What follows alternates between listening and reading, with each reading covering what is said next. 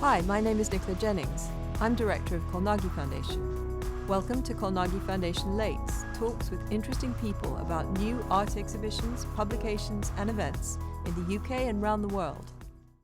Welcome to Colnaghi Foundation. Today is the first of a new series of remotely recorded podcasts that we are bringing to you because of the current restrictions on moving around.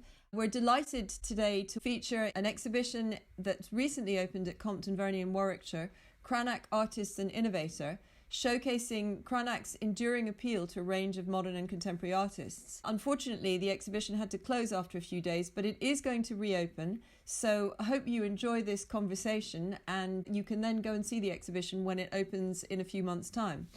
I'm delighted to say that we have both the curator of the exhibition, Amy Orrock, who is a senior curator at Compton Verney, and some of the artists whose work features in the exhibition with us today. So Amy is a specialist in Northern Renaissance art and has curated exhibitions and published on a range of topics, including the Bruegel dynasty and images of childhood. We also have Ishbel Myerscough, one of the artists whose work features in the exhibition.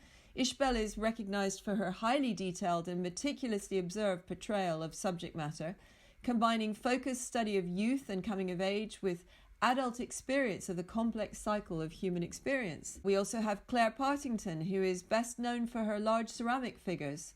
She revels in historical influences and draws heavily on the language of Old Master painting, and she's particularly interested in the messages and stories conveyed in portraits, both by Old Masters and Instagram selfies. And last but not least, we have Wolfe von Lenkiewicz, who's known for his artistic reconfigurations of well-known imageries from art history and visual culture, creating ambiguous compositions that question art historical discourses. Wolfe recently gave a wonderful drawing masterclass, which you'll find on our website, in which he shows us how to draw using the techniques that Leonardo da Vinci and Piero della Francesca used. So do go and look at our website and find the masterclass. But without further ado, I pass over to Amy to start the conversation. Thank you very much, Nicola. I think it's really interesting that in the few days that the exhibition has been open to the public, the reaction to the contemporary works has been so strong. And a number of people have said to me that although traditional historic art isn't really their thing, they've been drawn in by these contemporary works, finding them fun, engaging, approachable or moving. And that this connection has sparked a deeper appreciation of the historic works in the show. And in developing the exhibition, I've been amazed by the cross-pollination that has taken place and the extent to which Cranach is still relevant and quoted in our popular culture today, and the way in which he's provided a touchstone for a huge number of contemporary artists working in quite different ways. So my first question to the artists that are with us today is to do with inspiration, and that's really the reason why we're all here, is that you have been inspired at some point by Cranach or by Renaissance painting. And Claire, your figurative sculptures in particular are have lots of historical references in them. They're very rich. We've got two pieces after Cranach in the exhibition, and then other works that you've done have referenced Van Eyck or Tudor and Jacobean portraiture. And I wanted to ask where you tend to find your inspiration. Is it in museums and art galleries or reproductions in books, or is it much more the kind of contemporary society, the world around you? I think my inspiration is a real mix. I often look at paintings for inspiration because I'm interested in the way costume can distort the body and the types of messages they can convey with the costume and the artefacts that people choose to be shown with. But equally, I can look at the sort of people I see in the playground and people on social media. And coming to the Cranach nudes, I was kind of interested in the way, because of the absence of clothes, the body is distorted anyway, like to quite extreme lengths in some of the Cranach paintings, because there's no clothes, and the sort of accessories that there are kind of convey really confusing messages to me. So I wanted to kind of explore that a bit more. So Cranach painted on wooden panels, and the scale of his work is largely determined by the limitations of that medium. But I find it really interesting that you all work at quite distinctive scales. So Claire, your sculptures are actually in the flesh, much larger than they look in reproductions. And Wolfe and Ishbel, similarly, your paintings are really usually quite a large scale, and the paintings in the exhibition, the human figures, are pretty much life size. But I remember you saying to me, Ishbel, that you had a relatively small studio at one point, and it was actually quite challenging to stand back and look at your paintings. And I wondered how much the kind of the subject that you're painting affects the scale that you choose, or whether practicalities affect it, or whether you kind of have an idea and just go with it, and the scale is incidental. I think it varies with project to project, but the studio I did move to a very tiny studio, and the really interesting thing about that is it made all my paintings enormous, all much larger than life size, which I thought it would have the opposite effect. I thought I'd paint very, very small because of the space. Yeah. And the last painting I did was so big that it needed to be extended. I couldn't fit it on the canvas, and so I had to get an art restorer and I had to bring it to my house and finish it in my house. And it's much, much larger than life size. And it was my teenage son, and he's getting bigger and bigger, like watching a puppy grow. And so it was, I think in that case, it was a combination of the studio and the subject matter, the fact that I was painting this ever enlarging child. But I have done lots of really, really tiny paintings as well that you want to, like Cranach, they have an iconographic feel about them. You want them to be like a jewel or a gem. But the paintings in the exhibition were about making Cranach's nudes real, making them into people I knew and bodies I understood and I knew existed, rather than the fantasy bodies of Cranach. So they needed to be life size and real. Mm-hmm.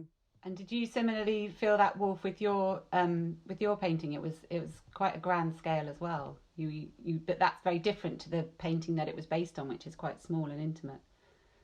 I am interested in the relationship between scale and how artists have worked. For example, a lot of the sort of Flemish masters like Jan van Eyck, they were working on a small scale, partly because the patrons were middle-class merchants. They weren't actually the nobles that they were painting for. The scale that they were working on was observed from the front of the panels and behind, so they were like objects that they could turn in their own hands. And this was very different to the Italian Renaissance monumental fresco works. In the 19th century, vast scale works by Géricault and David were used for a different kind of propaganda for Napoleon.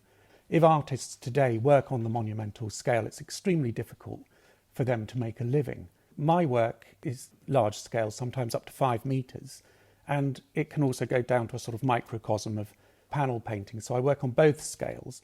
Yeah, you raise a really interesting point, and one that was in my mind when I was working on developing the exhibition, and that's that the climate that artists are working in nowadays is really very different to how Cranach was working. So he knew that he had a high annual salary, he was the court painter to the electors of Saxony, and in this role he kind of had to document many different aspects of their lives, but he was also producing works on spec and works for kind of private market, portraits and altarpieces, and was extremely astute in having a large workshop that was able to meet the demands of all these different patrons, and became very wealthy as a result.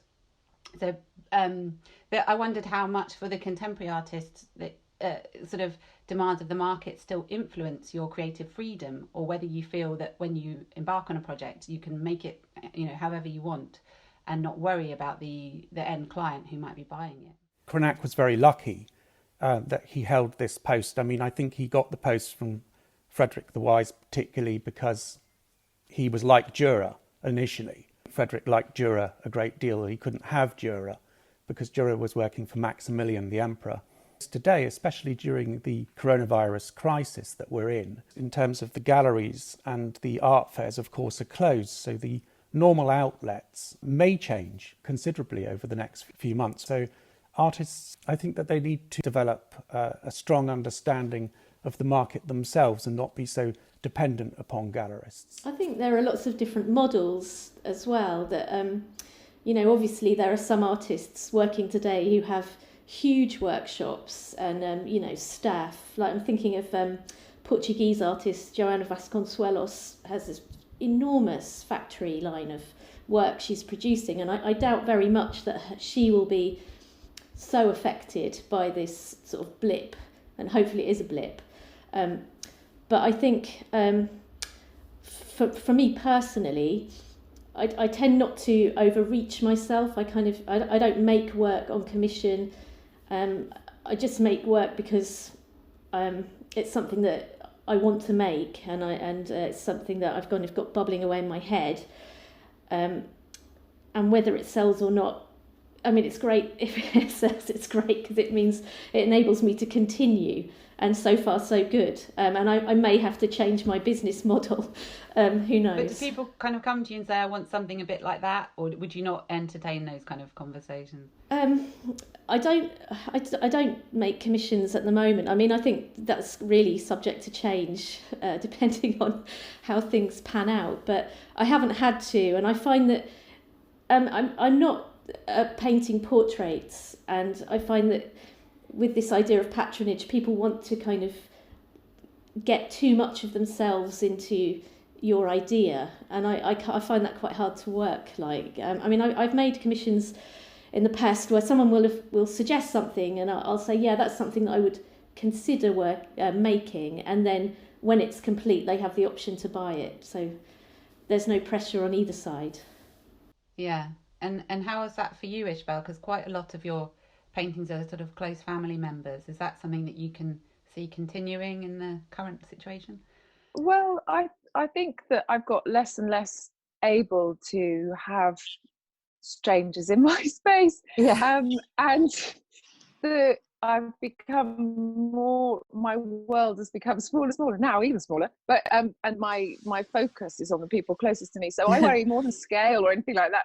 I worry that anyone else is interested in it, and that I hope that it translates into the human experience. But I think I have more, other than size, I don't have any pressure on me to do commissions, and luckily so far the work I've produced has been, people want it, and so I haven't had to take that on, actually. I did when I was younger, I did portrait commissions, but I haven't done really any for years, actually. So, yeah, I mean, I don't work on a scale. I would quite like to sometimes. I don't work on a monumental scale. And I think then you're looking just for museums, and that's very small. So, it's yeah. Okay. And I have a question next about gender, and I guess I'm really addressing mainly Claire and Ishbel here, but it would be really interesting to hear your thoughts on it, Wolfe, as well. So Claire and Ishbel, your work often features female nudes, and this is a kind of subject that in traditional art history we associate with a male artist and a male gaze, whereas your paintings and sculptures are very much those of real female bodies or very sort of strong, empowered female nudes. And I wondered how much you're consciously seeking to update the tradition of the female nude from a feminist perspective. Ishbel, maybe you could tell us a bit more about that in relation to the paintings that you have in the exhibition. Well, the paintings I had in the exhibition I did when I was in my early 20s, and both of them, one at Glasgow and one at the Slade, and one, Shelley, was one of my closest friends. And I love Cranach, and I love paintings, and I love looking at nudes in paintings. I mean, they're the ones I find most interesting and I'm drawn to most. And but they didn't. That's coupled with what it felt like to be young and a woman, and at that point, we've moved on, hopefully, but you were objectified, and I couldn't really, and all the magazines you looked at didn't really bear any relationship to what I thought we looked like, and how we reacted to each other as young people, what was considered beautiful and what wasn't. And Shelley was a very beautiful woman, and I wanted to record that in the reality that she was. And I painted myself and my friends naked because I wanted to show this is what 22 is. This is what being young is, not what you see in the magazines. And then at the Slade, the model, she was 24 and she had the most extraordinary body, and very proudly came and posed for us every day and said, "This is my body," you know. And I thought that was quite an empowering thing, the way she did it, and I wanted to record that and somehow put that beauty of Cranach into it, that the simplicity. Yeah, the kind of silhouette of her against the dark outline is very similar, isn't it? The strong sense of Cranach there, but obviously her body is not idealised, and it's shown in every kind of microscopic detail. And Claire, your work that's in the exhibition is also quite provocative, I think. I'm thinking particularly of Judith with the Head of the Artist, where the female protagonist is nude, but she's kind of completely confident in her body and has her foot resting on Cranach's head. Yeah, I mean, I was interested in this. She's almost a kind of generic for Cranach model, because I wonder if she was a real person, because the same features are repeated over and over again, and she could well be a completely imagined character. A lot of my characters, I sort of reference images, but generally I don't have a model. I think that's apparent when you look at my work, that they're just made from the base up and they change as I'm making them. But I was interested in the model that is repeated in his allegorical paintings. And a long time ago, I made a Venus reliquary game based on the Venus that's in the Stadel Museum. And I was interested in the idea of objectification. So I was looking at the kind of the reliquaries, like the actual physical bits of bodies that are retained and worshipped alongside the sort of image of the body that's worshipped. So it was like an operation game, like a child's game, where you had tweezers to pull pieces out, and there was ribs and a sort of flute carved into a thigh bone, and you could remove her breast and there was a heart in there. So it was kind of the idea of looking at the body to actually sort of possessing the body. There's that was the reliquary that actually was the first work that came to my attention when I was looking for contemporary works that were related to Cranach. It's a really interesting piece. Maybe we can talk a bit about censorship, because I know in putting on this exhibition, remarkably, even in this day and age, a 500-year-old image of a nude woman was deemed to be too contentious or shocking to have as our promotional image or our lead image. So we had to use the image of Venus from our collection just with her head cropped, so we didn't include her nude body. And I know that at Colnaghi they've had similar issues with nudes when trying to promote this conversation on Instagram.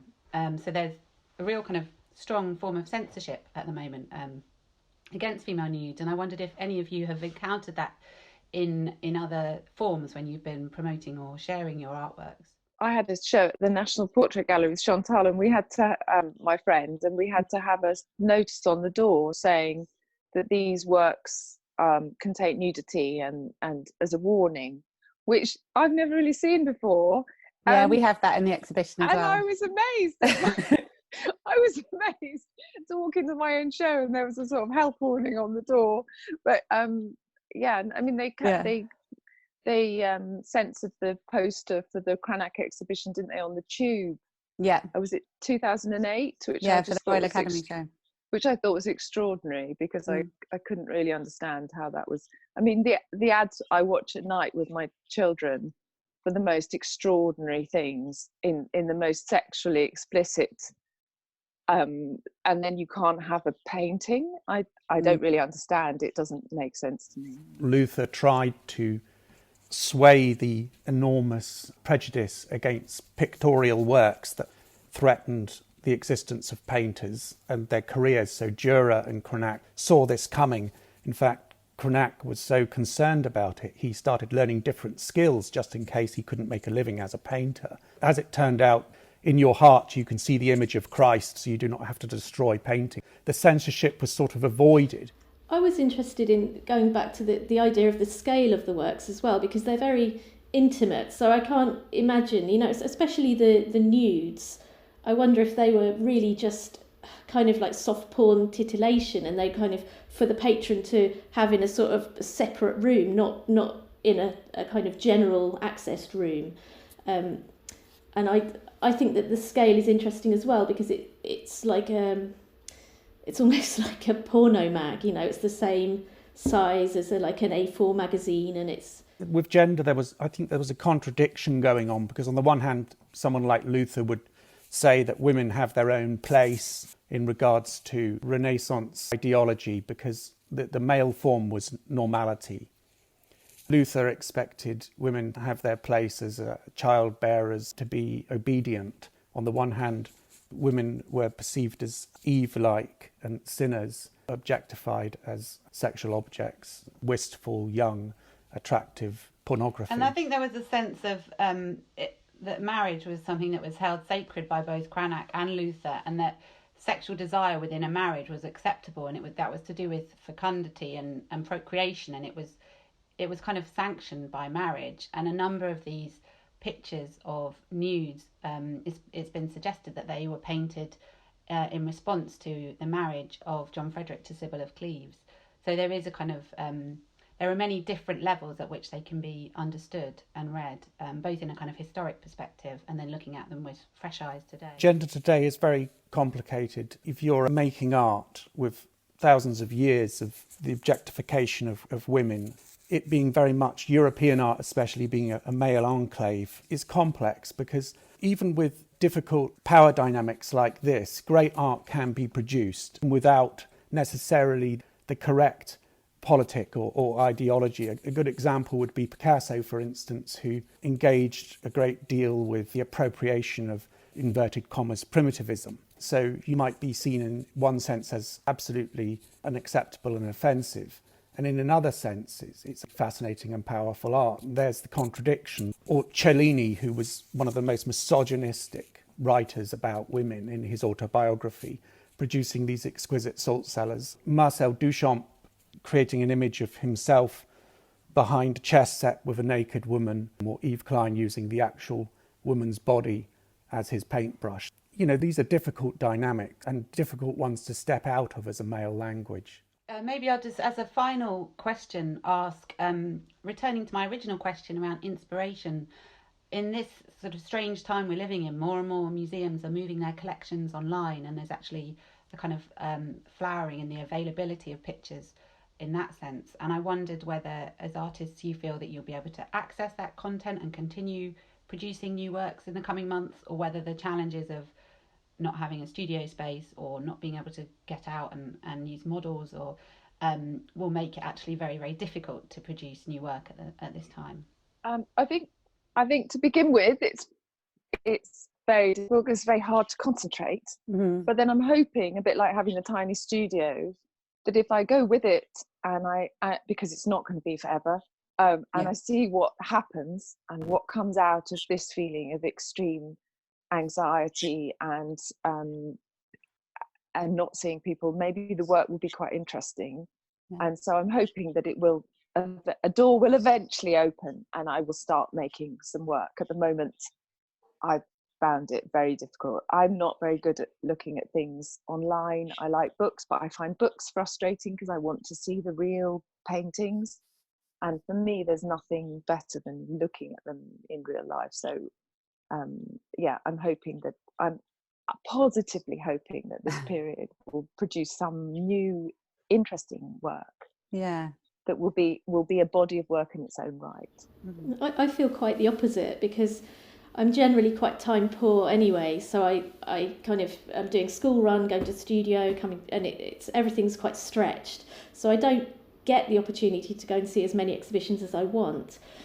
And there's been a real kind of flowering of curators giving tours of exhibitions in places I would never be able to go to, and I'm seeing some fantastic work and hearing really interesting talks about them, and also a lot of my research for my work is really just lazy Google searches. So I tend to kind of think, I see somebody and I think I'm going to try and make that figure and then I'll look up other references that I have floating around, and it really is just Google, and I sit and print off A4 sheets and then I have a pinboard at home.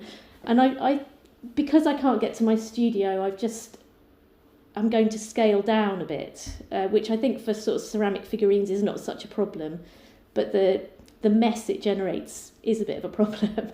So I'm just seeing how it goes at the moment. Mm-hmm. Oh, hopefully there will be a sort of a renewed flowering of creativity as people are stuck inside and have to, or artists presumably still want to express themselves, in any way that they can. How about for you, Wolfe? Will you be painting? Oh yes, I mean I'm always burning the midnight oil.